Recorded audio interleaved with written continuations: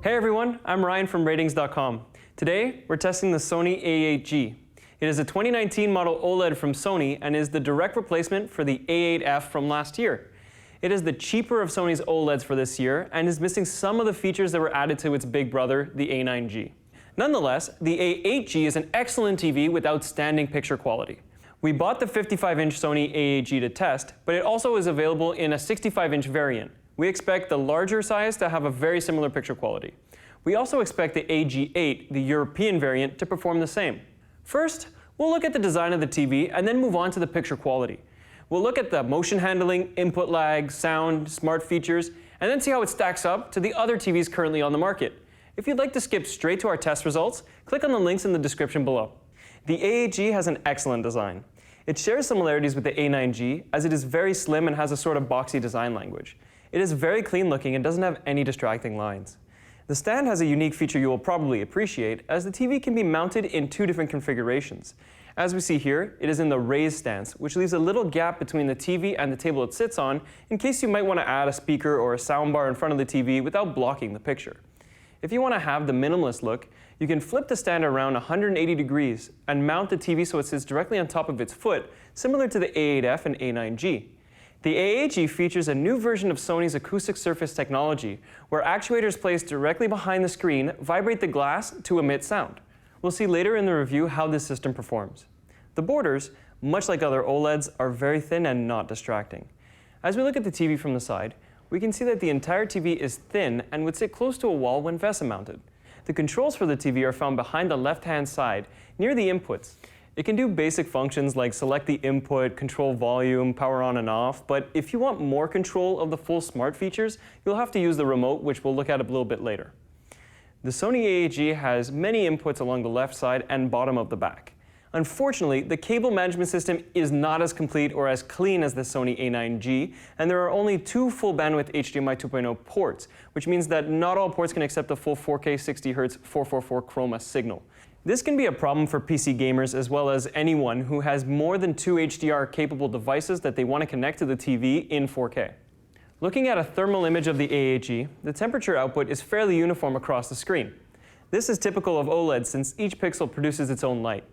These bright nodes you see here at the bottom are most likely the connectors providing power to the OLED panel. Now, we'll move on to the picture quality. We'll be comparing to currently available TVs, but competing models may change as new TVs are released throughout the year.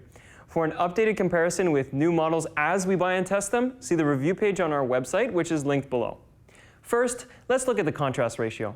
This is the ratio between the measured brightest and darkest parts of a scene. Since OLEDs can turn off individual pixels, the A8G can achieve absolute black in dark scenes. This is a big advantage the A8G has over its LED competitors, like the Samsung Q80R, which have a backlight shining through layers of filters. It isn't 100% efficient blocking the light and results in raised black levels. On our checkerboard pattern, with the center white square set to 100 nits, the dark squares emit no light, which means the OLED TV effectively has an infinite contrast ratio. Movies and other dark scene content will look incredible and have dark, inky blacks. Although OLEDs can turn off pixels for pure blacks, they often have trouble displaying near black scenes. In a dark room, vertical and horizontal banding can occur, and the A8G is no exception. It performs similarly to other OLEDs like the LG C9 and Sony A9G. Note that this is only really visible in very dark scenes in a completely dark room, but it can be distracting for some people. In brighter scenes, the gray uniformity of the A8G is great. To measure this, we take a picture of a 50% gray pattern on each TV. Gray gives the clearest indication if there are any uniformity issues across all colors. Cloudy spots and other issues present on this slide are known as the dirty screen effect, which are problematic when playing games or watching sports, which often tend to display uniform colors across the screen. On the A8G, there's almost no dirty screen effect, which is great. It is similar to other OLEDs that use the same panel, such as the LG C9 and Sony A9G, and is significantly better than the LED counterparts, such as the Samsung Q80R, which have vignetting in the corners of the screen. Moving on, we'll look at the viewing angles.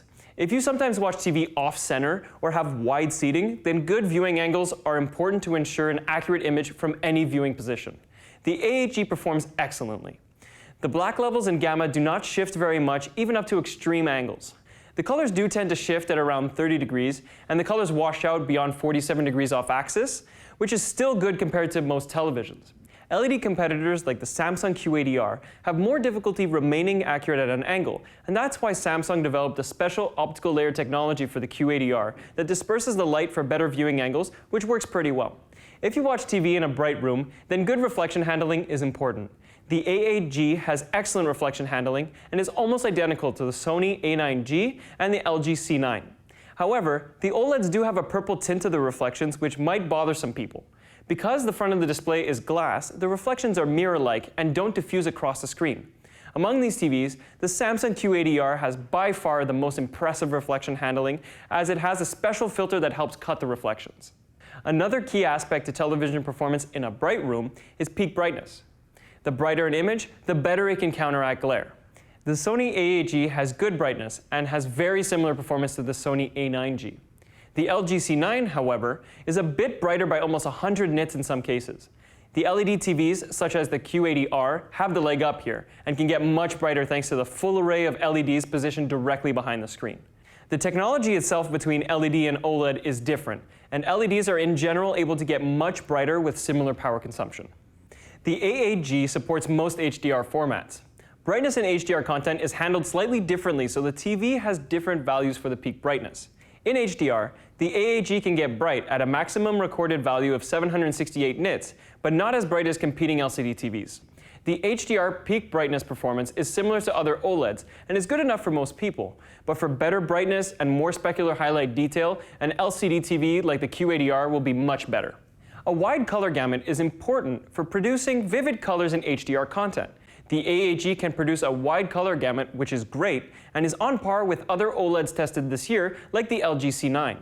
We measured a gamut on the A8G that was slightly higher than its big brother, the A9G, and we tested the two side by side, sending the same Rec 2020 HDR signal to compare. The difference is only slight, however, almost unnoticeable in real content, and is most likely due to panel variance.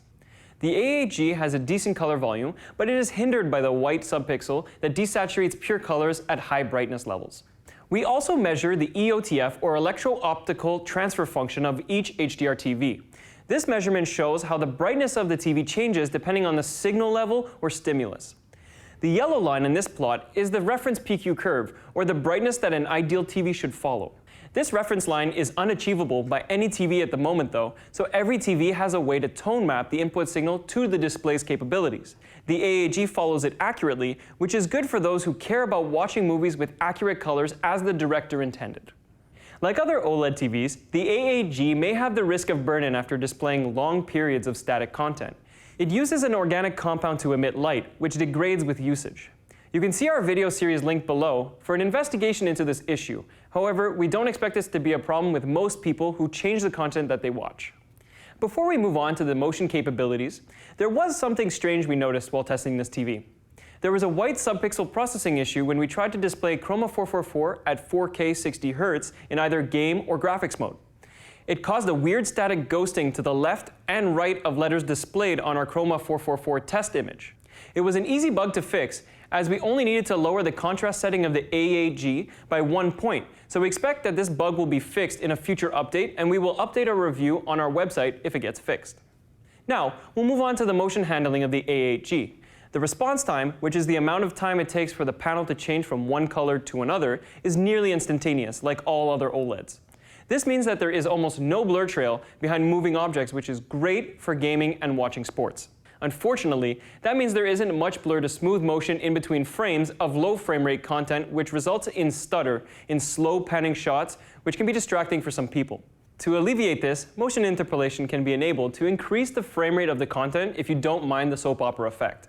Although, overall the response time is very good, OLEDs tend to have more issues in darker scenes. This can result in some faint artifacts.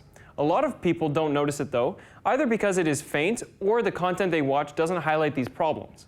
If you care about an even clearer image when gaming, then black frame insertion can be used to clear up the persistence blur.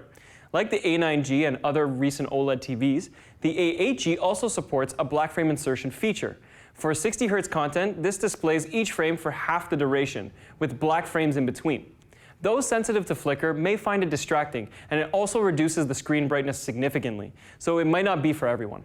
Next, let's see how the TV performs for gaming, and more specifically, the input lag. A low input lag is important to reduce the delay between an action in-game and when you see it on the screen. The input lag is low, but not the best we've seen from recent OLEDs, sitting at 31 milliseconds for 4K and 1440p 60Hz games, including 4K 60Hz in HDR. In 1080p at 60Hz, it is slower at 48 milliseconds, which is decent but much higher than the C9, A9G, or QADR. 120Hz games have an input lag of 21 milliseconds, which is higher than most other TVs. Overall, it's okay for gaming, but TVs like the LG C9 or the Samsung QADR will be better choices for gamers. Unfortunately, this TV only has two HDMI 2.0 full bandwidth ports, so only ports 2 and 3 can display full 4K 60Hz HDR games. Sony is one of the few manufacturers that is still not giving 4 full bandwidth ports, not to mention they haven't announced any future edition of HDMI 2.1, which would have benefits for gamers such as support for resolutions of 4K at 120Hz. On to the smart features. Weirdly, the A8G shipped with Android 7.0 out of the box at a time where even 2-year-old models have already been upgraded to Android 8.0. We have updated the firmware to Android 8.0, but had to force the upgrade via USB. This is most likely due to the fact that Sony releases updates over the air in batches by serial number. Still, it's strange for a 2019 model to not come preloaded with the newest firmware. The A8G doesn't have the new quick menu and fluid interface the A9G and X950G got this year, so it's a little more sluggish. The interface is clean and easy to navigate. Android 8.0 has the widest app selection, so you will definitely find the apps you're looking for. The remote included in the box is the older remote from last year and has the Google Assistant built in so you can control the TV as well as other smart devices directly from the remote. The remote still requires line of sight for control, besides the voice commands that are sent to the TV via Bluetooth. Now, for the sound. As I mentioned earlier in the video, the A8G uses Sony's acoustic surface technology, which places drivers or actuators directly behind the screen to vibrate the surface of the display. It can get decently loud and is good for most use cases. It produces clear and well-balanced dialogue and delivers a decent amount of punch to its bass, but there's no rumble or thump. The effect of sound coming directly from the screen is nice, but for an even better sound experience, it is recommended to use a dedicated system, such as a soundbar or discrete speakers and an AV receiver. So overall, the Sony A8G is an impressive TV with excellent picture quality. It is the successor to the A8F and has a similar yet improved design, which looks great. The overall performance is similar though, and we don't know if the relatively few differences are a result of variance between units or the optimization of new 2019 OLED panels. Compared to the A9G, the biggest difference is the input lag and the smoothness and speed of the smart features. The A9G has significantly better input lag for gamers, and the addition of the quick menu, as well as processor improvements and an updated remote, make the overall experience with the A9G better. Compared to the LG C9, the biggest difference is the cutting-edge features on the LG. It has much lower input lag, which is great for gamers, and supports the HDMI 4 variable refresh rate for a nearly tear-free gaming experience.